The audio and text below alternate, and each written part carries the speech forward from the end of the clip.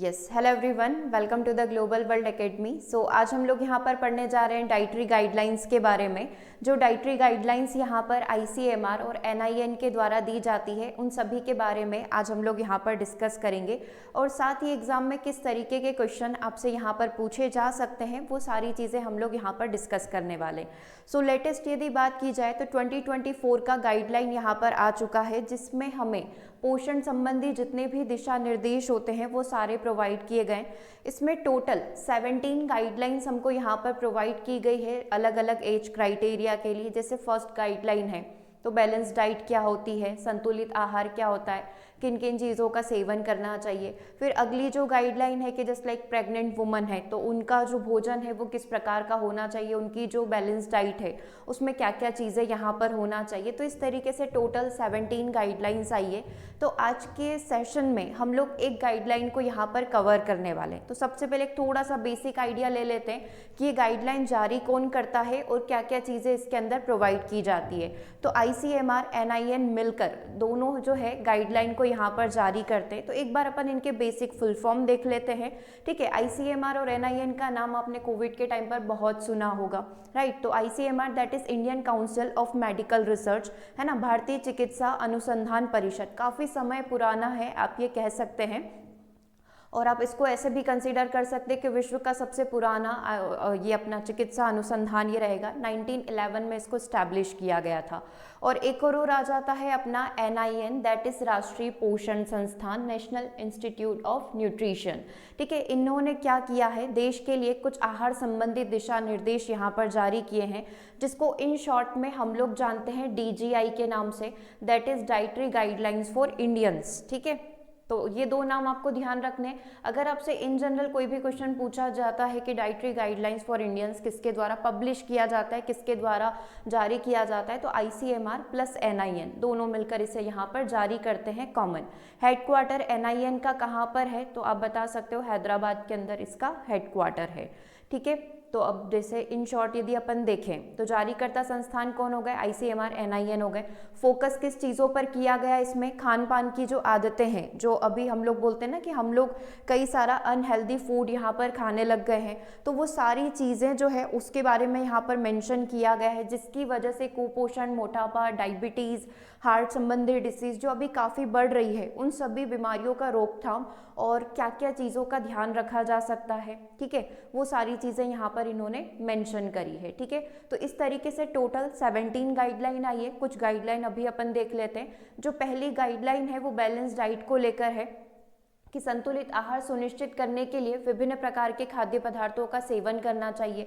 दूसरी गाइडलाइन जो आज की क्लास में हम लोगों को डिस्कस करनी है वो है कि गर्भावस्था और स्तनपान के दौरान अतिरिक्त भोजन और स्वास्थ्य सेवा का प्रावधान सुनिश्चित किया जाए।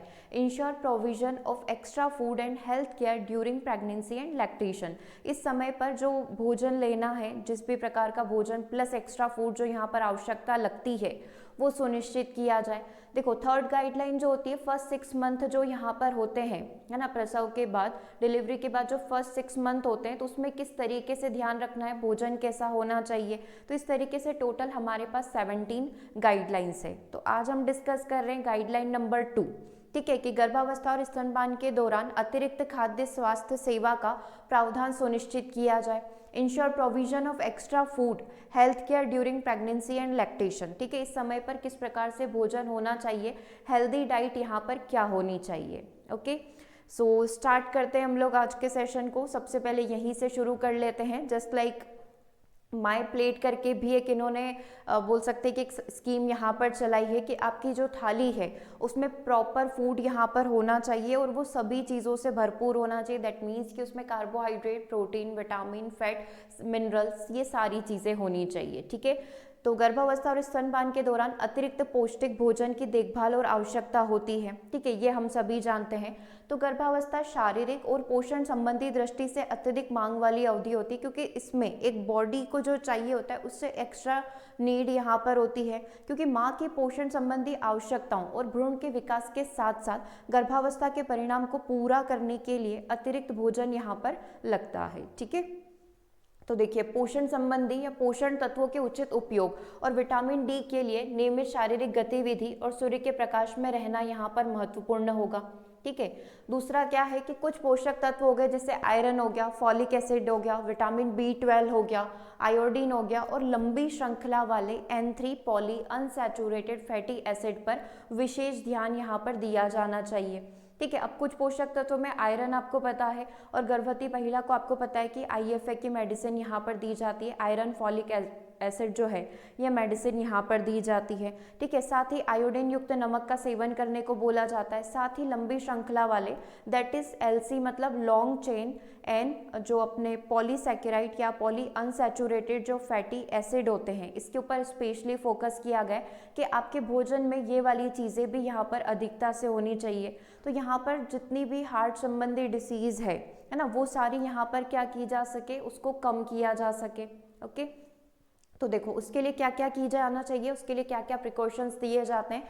तो आयरन और फॉलिक एसिड जो है उसकी खुराक यहाँ पर ली जानी चाहिए। Iron and folic acid supplement must be taken. ठीक है, पहली ये वाली ये चीज़ हो गई। दूसरा, आयोडीन युक्त नमक यहाँ पर उपलब्ध है, उसका सेवन करना चाहिए। ठीक है। B12 को दही या फिर दही और मांसाहारी खाद्य पदार्थों के साथ प्राप्त किया जा सकता है। तो विटामिन B12 की प्राप्ति कहाँ से होगी, यहाँ से हो सकती है। ठीक है, ये सेकेंड चीज़ हो गई। वसायुक्त मछली जो कि कंप्लीटली यहाँ पर भरपूर होगी LCN3PUFA से। तो एक बार बस आप इसका नाम देख लीजिए, है ना, फिर बार बार इससे कंफ्यूज नहीं होना है। LC that means long chain, PUFA मतलब पॉली अनसैचुरेटेड फैटी एसिड जो होता है उससे भरपूर मात्रा में यहाँ पर होती है।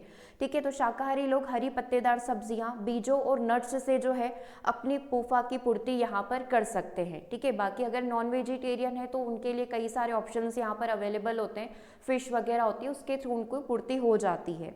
ठीक है। लेकिन वेज लोग भी इसकी आपूर्ति अपने शरीर में कर सकते हैं। ओके, चलिए आगे बढ़ते, कुछ और इम्पॉर्टेंट चीज़ों के बारे में हम लोग डिस्कस करेंगे कि गर्भावस्था और स्तनपान के दौरान अतिरिक्त पोषक तत्वों की आवश्यकता क्यों होती है, और साथ ही 1000 दिन का पोषण स्कीम जो चलाई जाती है इसका मतलब क्या है। 1000 डे न्यूट्रिशन यहाँ पर होता है, इसका मतलब क्या है, मतलब महिला को यहाँ पर 1000 दिन तक स्पेसिफिक एक्स्ट्रा न्यूट्रिशन, एक्स्ट्रा पोषण की आवश्यकता पड़ती है। अब ये कौन से वाले 1000 दिन यहाँ पर होते हैं, ये चीज़ अभी बहुत इंपॉर्टेंट है। ठीक है। तो इसके बारे में अभी अपन थोड़ा सा यहाँ पर डिस्कस करेंगे कि ये कौन से वाले 1000 दिन हैं। तो पहले 1000 दिनों में महिला के गर्भधारण से लेकर बच्चे के जन्म तक 270 दिन, और जन्म से लेकर बच्चे के दूसरे जन्मदिन तक टोटल जो हो जाते हैं अपने 1000 दिन यहाँ पर हो जाते हैं। जैसे प्रेगनेंसी वाला समय आप 270 डेज यहाँ पर कंसीडर कर ले। ठीक है। शुरुआत कहाँ से होगी, जब से प्रेगनेंसी स्टार्ट हुई है ना, तो तब तक 270 डेज हमारे हो जाएंगे। और बच्चे के टोटल 2 बर्थडे आप काउंट कर लो, मतलब बच्चे का जन्म हुआ है उसका पहला बर्थडे और उसका सेकेंड बर्थडे। ठीक है। तो टोटल 365 डेज प्लस 270 डेज यदि आप करेंगे तो इसमें ओवरऑल कितने डेज कंप्लीट हो जाएंगे, हमारे 1000 डेज कंप्लीट हो जाएंगे। ठीक है। तो यहाँ पर इन 1000 डेज में अलग अलग तरीके से पोषण की आवश्यकताओं को पूरा किया जाता है। ठीक है। तो 1000 डेज का कंसेप्ट आपको समझ में आ गया कि किस तरीके से ये 1000 दिन यहाँ पर पूरे होंगे।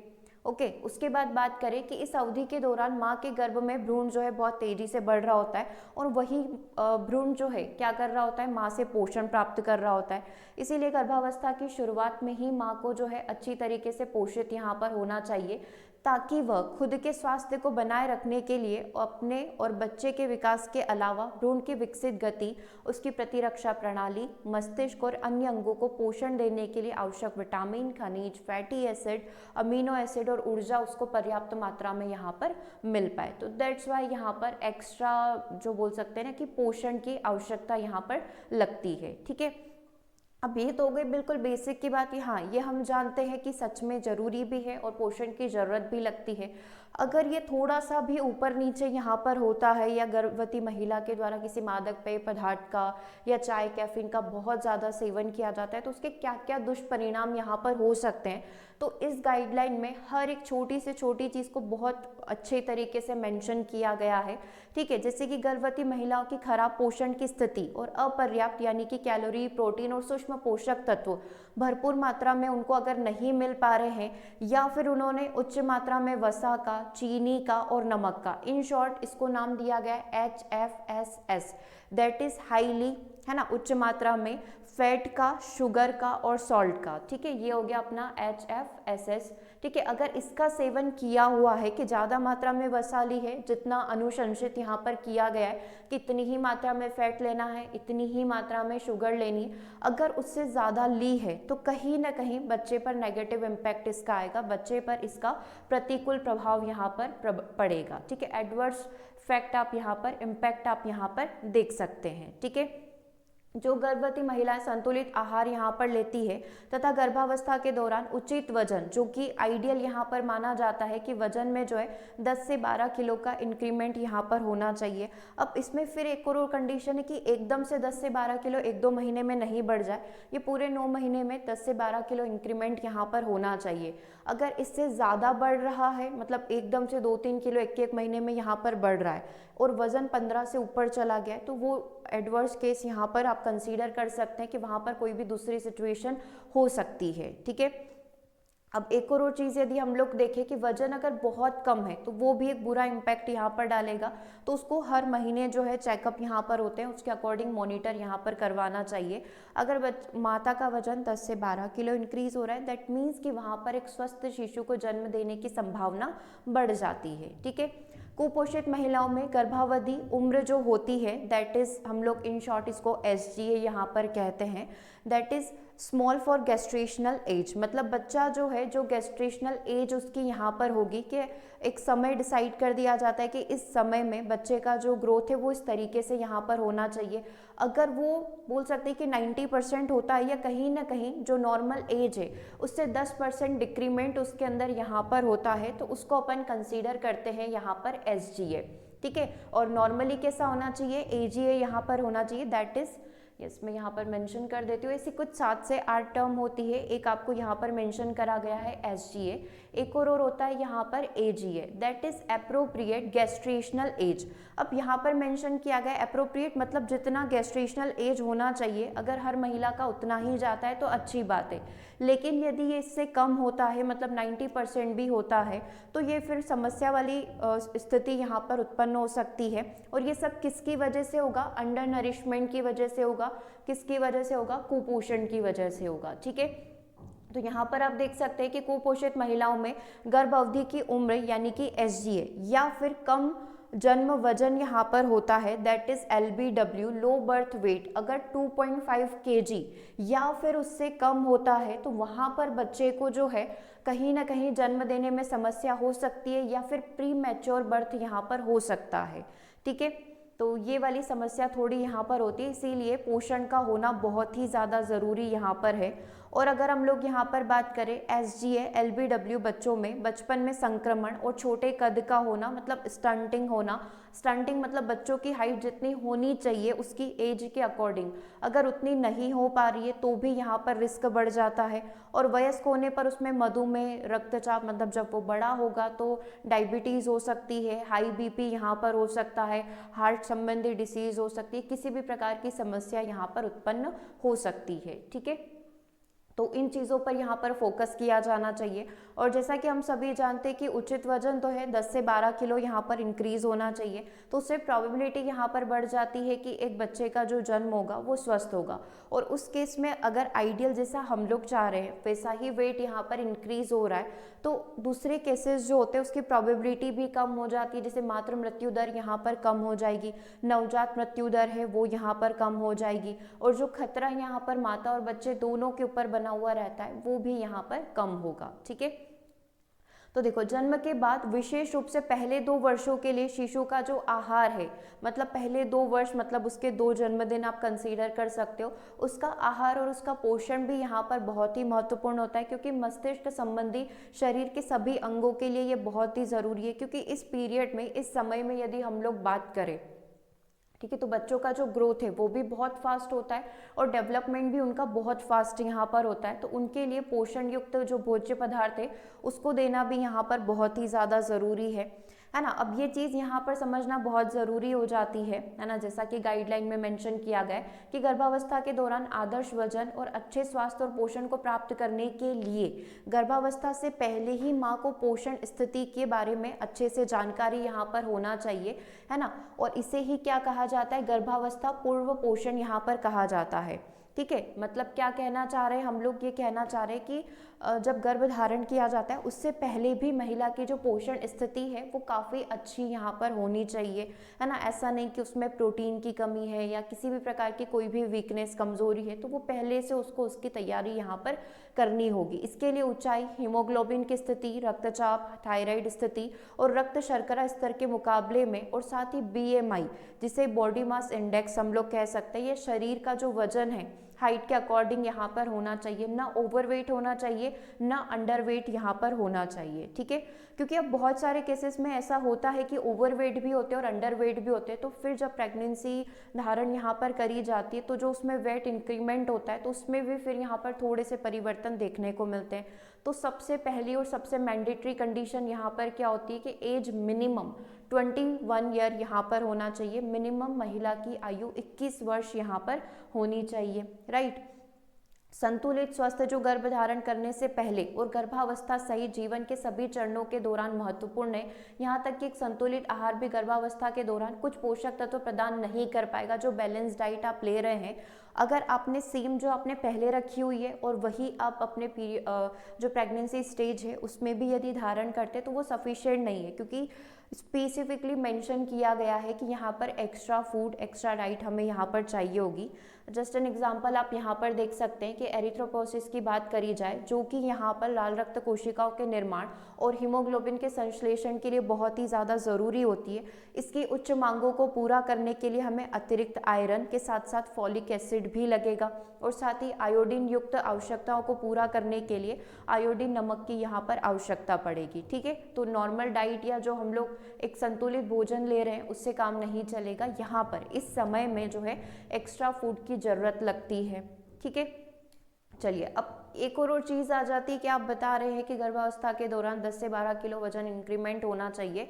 तो अगर अंडर वेट है या ओवर वेट है तो फिर उसमें क्या कोई मॉडिफिकेशन होंगे क्या? यस, डेफिनेटली इसमें कुछ मॉडिफिकेशंस यहाँ पर देखने को मिल सकते हैं। अब वो मॉडिफिकेशन क्या होंगे? यदि गर्भधारण के समय गर्भवती महिला का BMI इंडेक्स 18.5 से लेकर 23 किलोग्राम प्रति मीटर स्क्वायर के बीच में है, ठीक है, मतलब जिसको एक ideal BMI index, body mass index यहाँ पर माना जाता है कि 18.5 से कम हुआ तो महिला या व्यक्ति जो होगा वो अंडर वेट होता है। पुरुष और महिला दोनों के लिए सेम रहता है, ठीक है। और अगर हम लोग यहाँ पर देखें कि 23 से ज़्यादा होता है तो वो थोड़ा ओवरवेट की कैटेगरी में चला जाता है, और 30 तक जाता है तो एक्सट्रीम लेवल का ओवरवेट या ओबेसिटी जिसे हम लोग यहाँ पर कंसीडर करते हैं।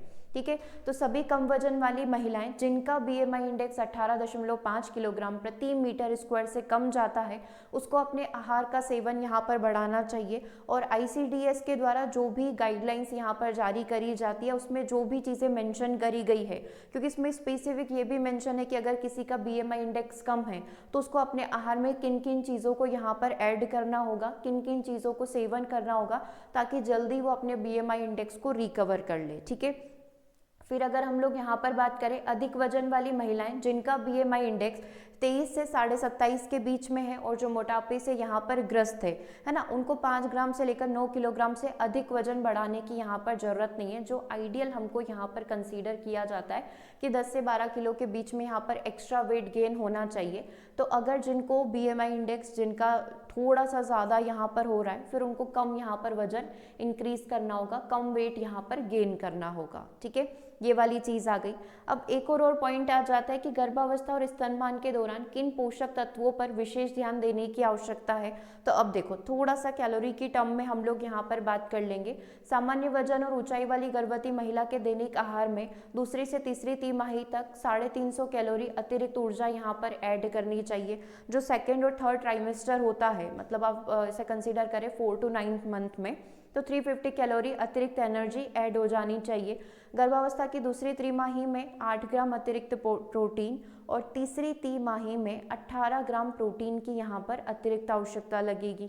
ठीक है, गर्भावस्था के दौरान सूक्ष्म पोषक तत्वों की आवश्यकता भी यहाँ पर अधिक होती है, इसीलिए आवश्यक अतिरिक्त कैलोरी और प्रोटीन आदर्श रूप से सूक्ष्म पोषक तत्वों से भरपूर खाद्य पदार्थों से प्राप्त किया जाता है ना। न कि केवल आपको कैलोरीज गेन करनी है, आपको सभी प्रकार के खाद्य पदार्थ को अपनी प्लेट में लेना है और उसके अकॉर्डिंग जो है अपने को कैलोरीज यहाँ पर गेन करनी है। ठीक है, चलिए अब आगे बढ़ते हैं। गर्भावस्था के दौरान एक स्वस्थ संतुलित आहार अधिक महत्वपूर्ण होता है। खराब पोषक तत्व वाले अत्यधिक संसाधित और HFSS खाद्य पदार्थों से यहाँ पर बचना चाहिए। दैट मीन्स हाई फैट और सॉल्ट और शुगर वाले खाद्य पदार्थों से बचना चाहिए। ओके, उसके बाद क्या बताया गया है कि गर्भावस्था के दौरान एक स्वस्थ संतुलित आहार अधिक महत्वपूर्ण होता है। खराब पोषक तत्व वाले अत्यधिक संसाधित और इन खाद्य पदार्थों से बचने का ध्यान रखना चाहिए और किसी भी प्रकार का अतिरिक्त मात्रा में जो हम लोगों को पोषण तत्व चाहिए उसी का सेवन करना चाहिए। किसी भी प्रकार का कोई भी सप्लीमेंट यहाँ पर नहीं लेना है, राइट। इस चीज़ का खास ध्यान रखना होता है। गर्भावस्था के पहले और गर्भावस्था के पहले 28 दिनों में लिया गया फॉलिक एसिड जो है एनीमिया के जोखिम को यहाँ पर खत्म करेगा।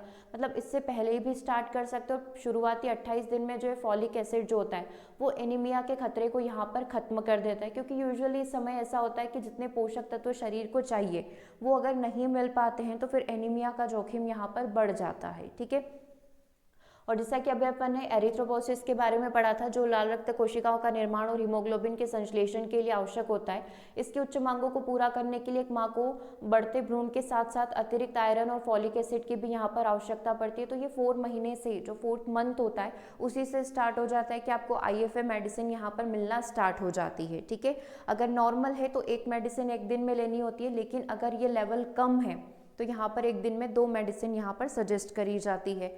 साथ ही बात की जाए तो कैल्शियम और विटामिन डी गर्भावस्था और स्तनपान दोनों के ही दौरान जो है बच्चों की हड्डियों और दांतों के उचित गठन के लिए इन पोषक तत्वों का भरपूर जो है स्तन के दूध से स्त्राव के लिए और माँ के में ऑस्टियोपोरोसिस को रोकने के लिए यहाँ पर आवश्यक होता है। तो ऑस्टियोपोरोसिस अपना हड्डियों से ही कनेक्टेड होता है, तो उसको रोकने के लिए भी यहाँ पर विटामिन डी और कैल्शियम की भरपूर मात्रा शरीर को चाहिए होती है। ठीक है, फिर वापस से बात कर लेते हैं LCN3PUFA, मतलब वही long chain polyunsaturated fatty acid. ये काफ़ी अच्छा होता है। इसके अलावा बढ़ते भ्रूण के मस्तिष्क के समुचित विकास और शैशव अवस्था के शुरुआती दौर के लिए फॉलेट युक्त खाद्य पदार्थों का पर्याप्त सेवन यहाँ पर करना चाहिए। आयोडीन युक्त नमक के माध्यम से जो है आयोडीन का सेवन ज़रूरी हो जाता है। ठीक है, गर्भावस्था और स्तनपान के दौरान बच्चे की वृद्धि और विकास को बेहतर बनाने के लिए विटामिन ए युक्त भोजन की यहाँ पर आवश्यकता पड़ती है। इसके अलावा विटामिन B12 और C युक्त खाद्य पदार्थ की भी आवश्यकता होगी। इसीलिए इन पोषक तत्वों से भरपूर खाद्य पदार्थों का सेवन जो है माता को पर्याप्त मात्रा में करना होगा। ओके, उसके लिए इन्होंने प्रॉपर डाइट चार्ट यहाँ पर बना दिया, कितनी मात्रा में ये सारी चीज़ें लेनी चाहिए। अगर आप वेज हैं तो इसका सेवन ज़्यादा करें, अगर आप नॉन वेज है तो उसमें प्रोटीन का सेवन कम कर सकते हैं, है ना। तो इस प्रकार से सारी ही चीज़ें यहाँ पर मेंशन करी गई है। अच्छा, अब एक और गाइडलाइन में एक और चीज़ आती है कि इस अतिरिक्त पोषण संबंधी मांगों को कैसे पूरा किया जा सकता है। जो एडिशनल न्यूट्रिशनल डिमांड है इसको कैसे यहाँ पर कंप्लीट किया जाए। तो सबसे पहले जो माता है, गर्भवती महिला है, वो इस चीज़ को सुनिश्चित कर ले कि जो खाद्य पदार्थ वो उसके द्वारा सेवन किए जा रहे हैं वो उसकी पोषण ज़रूरतों को पूरा करे और साथ ही उसके जो बच्चा पल रहा है उसकी पोषण ज़रूरतों को भी यहाँ पर पूरा करना चाहिए। ठीक है, तो इसी के लिए भोजन की गुणवत्ता, विविधता और आवृत्ति पर ध्यान रखना ज़रूरी है। दैट मीन्स कि किस समय वो किस प्रकार का भोजन यहाँ पर ग्रहण कर रही है। तो इसीलिए इस गाइडलाइन में जो है सुबह उठने से लेकर रात को सोने तक कितनी बार नाश्ता करना है, कितनी बार भोजन करना है, कितना पानी पीना है, हर एक छोटी से छोटी चीज़ यहाँ पर मेंशन करी गई है। जैसे कि अगर अपन ले लें अनाज हो गया, बाजरा हो गया, है ना, ये ऊर्जा के प्रमुख स्रोत यहाँ पर होते हैं। तो दिन भर की कुल ऊर्जा आवश्यकता का 45% जो है इन्हीं के द्वारा यहाँ पर पूरा किया जाएगा, है ना। तो अनाज बाजरा जो हमारे यहाँ पर हो गए, इनसे भरपूर भोजन हमें करना होगा डेली। साथ ही दालों का सेवन प्रोटीन की अनुशंसित दैनिक खुराक को पूरा करने में भी योगदान देगा। फाइबर और सूक्ष्म पोषक तत्वों में भी योगदान देता है। साथ ही मेवे हो गए, तिलहन, समुद्री खाद्य पदार्थ और सूक्ष्म पोषक तत्वों और फाइबर के अलावा आवश्यक फैटी एसिड भी यहाँ पर शरीर को प्रदान करते हैं। ठीक है, साथ ही हम लोग यहाँ पर बात करें तो HFSS वाले खाद्य पदार्थ जो है उनसे यहाँ पर बचना चाहिए। अच्छी गुणवत्ता वाले प्रोटीन उचित मात्रा में अगर हम लोग देखें तो milk, fish and flash food का यहाँ पर सेवन करना चाहिए। अब ये किन के लिए सफिशिएंट हो गया, जो नॉन वेजिटेरियन है उनके लिए ये बहुत अच्छा हो गया। साथ ही मांसाहारी लोगों के मामले में दालों की कुल मात्रा के एक हिस्से को कैलोरी के अनुपात में मछली, मांस के खाद्य पदार्थ या अंडे से प्रतिस्थापित किया जा सकता है। जैसे कि दाल की मात्रा यहाँ पर कम कर दें और ये सारी चीज़ों का वो सेवन कर सकते हैं। अनाज और दालों का जो संयोजन है 3:1 के अनुपात में, और पशु स्रोत खाद्य पदार्थ जैसे दूध, मछली और मांस के खाद्य पदार्थ का सेवन यहाँ पर किया जा सकता है, क्योंकि ये प्रोटीन के सर्वोत्तम स्रोत यहाँ पर माने जा सकते हैं, है ना। कम मात्रा में लेने पर ही ज़्यादा मात्रा में प्रोटीन शरीर को यहाँ पर मिल जाएगा। तो दोनों ही चीज़ों को यहाँ पर बैलेंस करके चलना होगा, ठीक है। तो ये चीज़ यहाँ पर मेंशन करी गई है।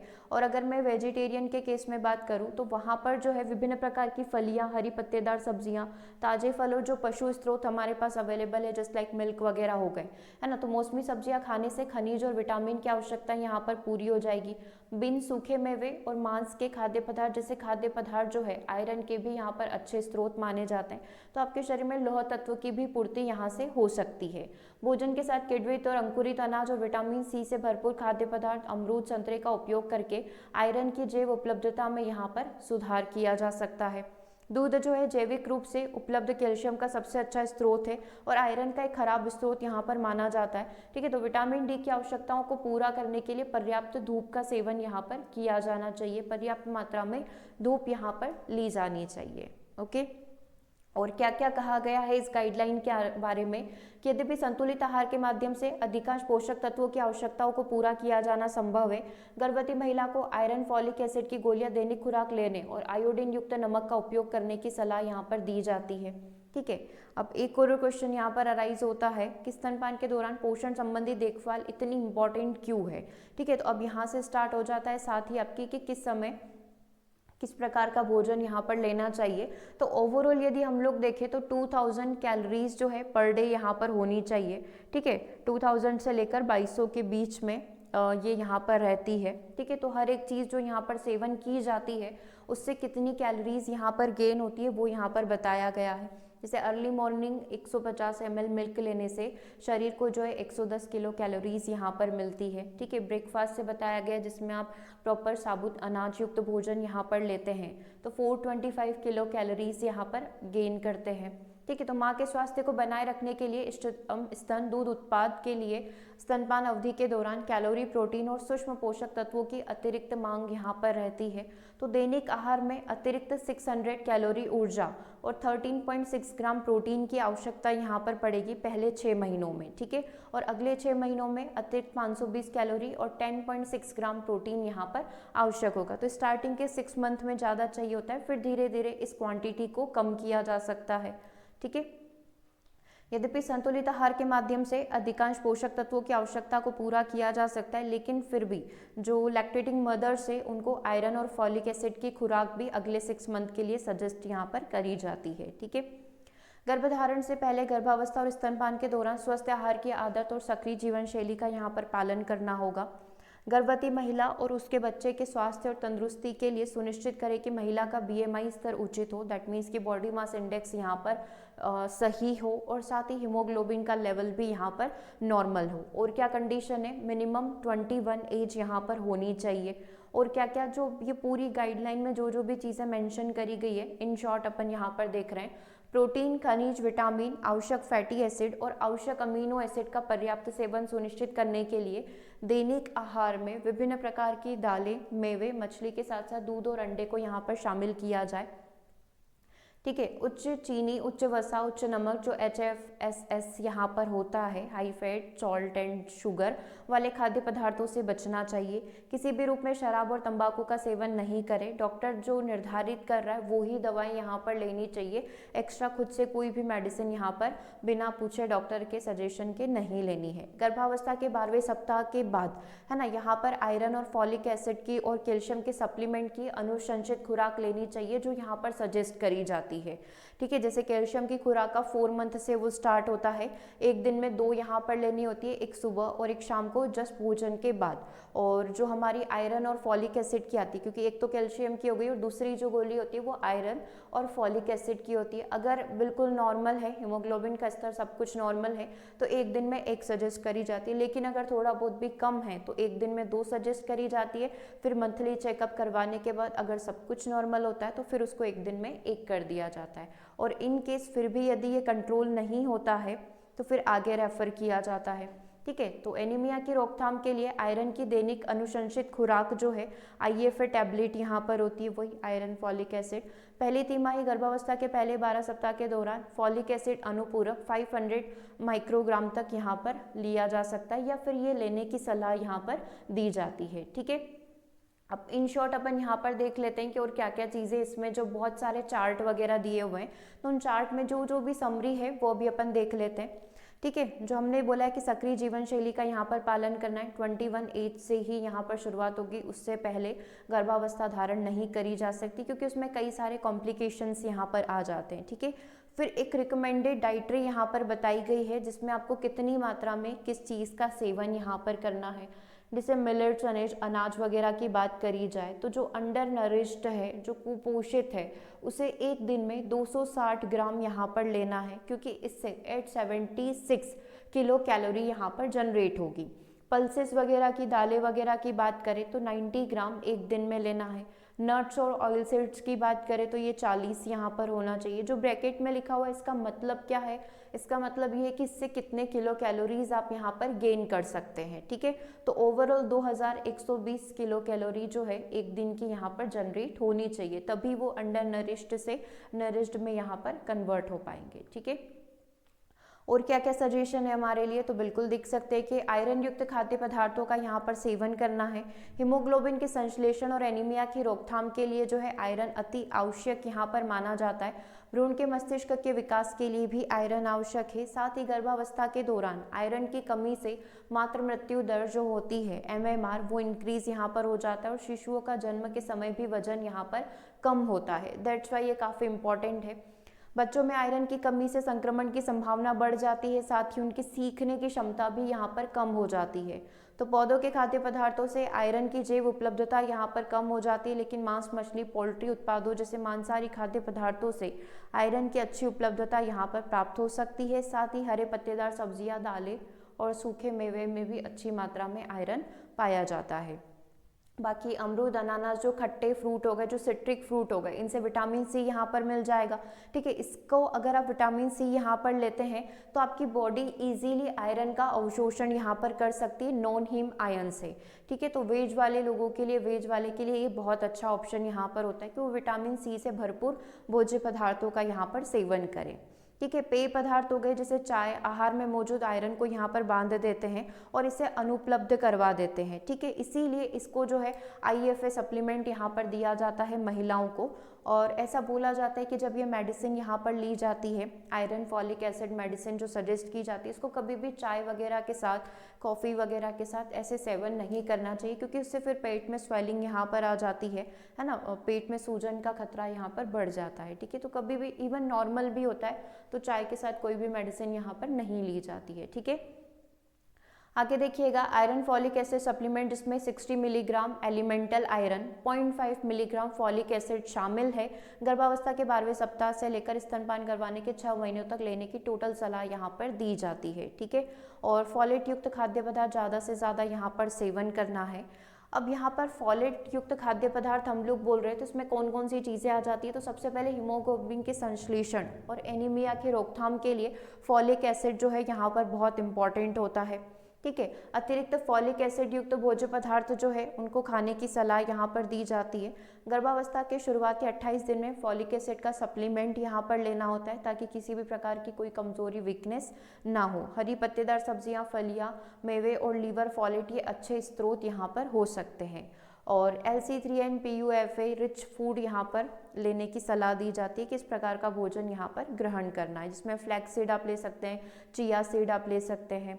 अलग अलग कैटेगरी की फ़िश होती है जो इसकी रिच सोर्स यहाँ पर मानी जाती है, तो उन सभी का सेवन किया जा सकता है। ओके, सो ये हमारा कंप्लीट होता है गाइडलाइन 2, जिसमें कंप्लीटली जो प्रेग्नेंट वुमन के लिए जो गाइडलाइन यहाँ पर दी गई है उनके बारे में बताया गया है। अब आप सोच रहे होंगे किससे क्या क्या क्वेश्चन बन सकते हैं, तो बिल्कुल बेसिक क्वेश्चन यहाँ पर बनेंगे, जस्ट लाइक वो किसी भी कैटेगरी को उठाएगा, जैसे कि अपन अभी यहाँ पर पढ़े कि LC3N PUFA रिच फूड जो होते हैं, तो कौन कौन इस कैटेगरी में आएंगे, या फिर वो इसी का फुल फॉर्म आपसे यहाँ पर पूछ सकते हैं। और यदि यहाँ पर हमने जितनी भी चीज़ें पढ़ी है, जस्ट लाइक कि IFS से रिलेटेड हो गया, कैल्शियम से रिलेटेड हो गया, ठीक है, तो वो सारी चीज़ें आपसे एग्जाम में पूछी जा सकती है। ठीक है, तो एक बार अपन सारी गाइडलाइन कंप्लीट करेंगे, उसके बाद अपन इसके MCQs स्टार्ट कर देंगे कि क्या क्या क्वेश्चन यहाँ पर एग्जाम में बन सकते हैं। देखो ज़्यादा कुछ चेंजेस है नहीं, जो 2019 में आई थी उससे में थोड़ा सा मॉडिफिकेशन करके इसको यहाँ पर प्रोवाइड किया गया है। ओके, तो चलिए, सेशन कैसा लगा कमेंट करके ज़रूर से बताइएगा। PDF आपको व्हाट्सअप नंबर पर आप मैसेज करिएगा, व्हाट्सअप पर आपको PDF प्रोवाइड कर दिया जाएगा। ठीक है, और टोटल 149 पेज का ये गाइडलाइन है। अगर आप वो गाइडलाइन पूरा देखना चाहते हैं तो आप ऑफिशियल साइट पर भी जाकर देख सकते हैं, या फिर व्हाट्सअप कर सकते हैं, वो आपको प्रोवाइड कर दिया जाएगा। ओके, सो सेशन कैसा लगा कमेंट करके ज़रूर से बताइएगा। मिलेंगे हम लोग अपने नेक्स्ट सेशन में। Thanks for watching.